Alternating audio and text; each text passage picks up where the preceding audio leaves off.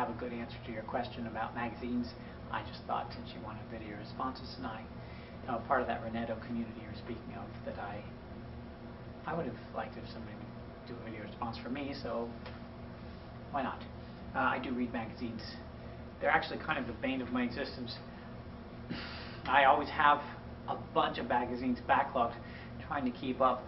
I mostly read them multitasking when I walk the dogs.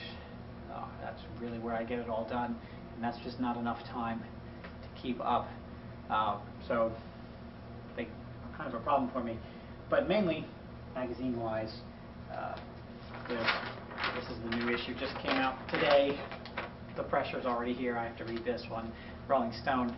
I don't like this cover. Not my favorite. Well, I've been reading Rolling Stone forever. This is a more representative Rolling Stone, 1971. I wasn't getting these back then, but I managed to get this later.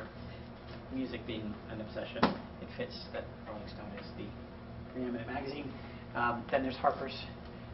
I love Harper's because it's funny. Sometimes it has really interesting articles and the stories are good. Sometimes it gets a little boring. I have to pressure myself, remind myself, don't read articles that are boring you, especially since I have this bane existence issue.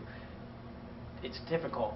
I've gotten to the point now where I don't read the book reviews because I never actually read any of the books in here when they review them, or afterwards, or before.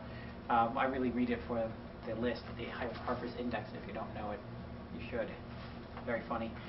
Good stuff, fascinating. And then the little stories in line there too. Those are good. Right now they're doing a 4-part story, fiction story that's fascinating. The other magazine I get, and I've been getting for a couple years now, is National Geographic. This is last priority. I have several of these sitting around.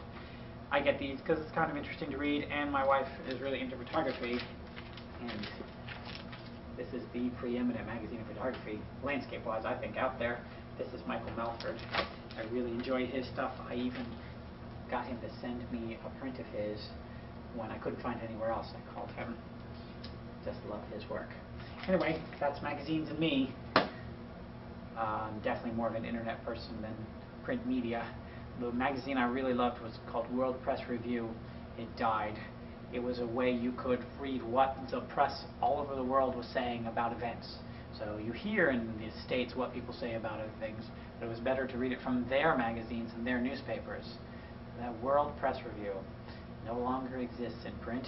You can still read some of it online at worldpressreview.org, I think. That was a fine magazine, but it also just added to the pressure, all that pressure.